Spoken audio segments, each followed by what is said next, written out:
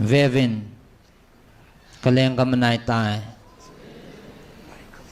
Michael chu nang ho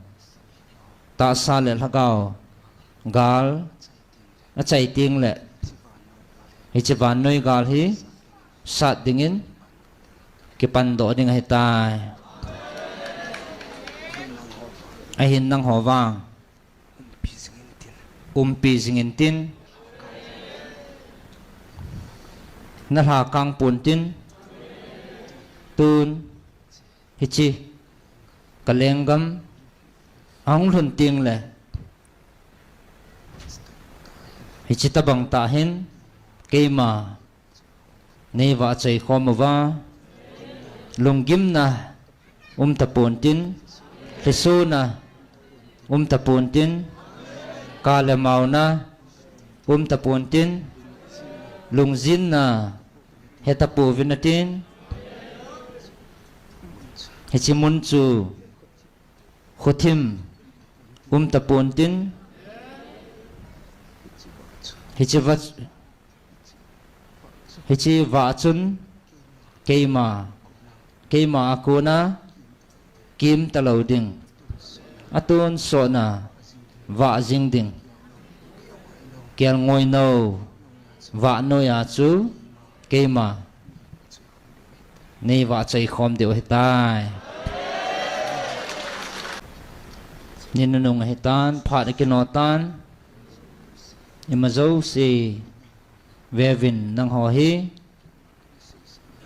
keman kana sei san hi ve changat phat hitan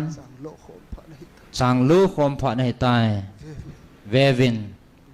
nang ho hi chang at panin koi ma ki chol ngai poi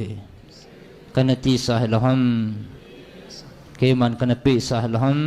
vevin tunin nang ho hi chi chang chu na hi ve keima kuna athem na hi lo na diwa chang ta na hi na diu le keman hi chi chang chu lu khoma ata ho bo chu la khoma ka hong ting le vevin nang ho hi keima kuna ka chang ta chu na hi ve keima kuna chang ta chu hi vin hi chi chang ta ho chu nang ho hi na hi ve keima a khoma ka hong ting le hi chi chang ta chu keman cái hình lạ ni tiếng lệ nang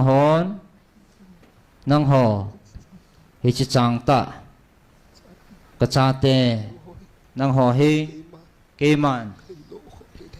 cái hình lu khom ding nei ve hi chi phat chan nai tai mel ma pao na mel ma pao akino in hi chi chang hem chang ta la a tu ding in aki gong sing in ven keman chi ji chun alhem le ata tu hin khan nai pong ka te ji chu alhem chu kala do na lamin ata zong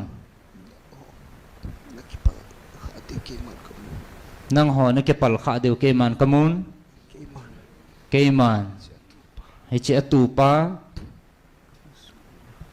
kong su mi na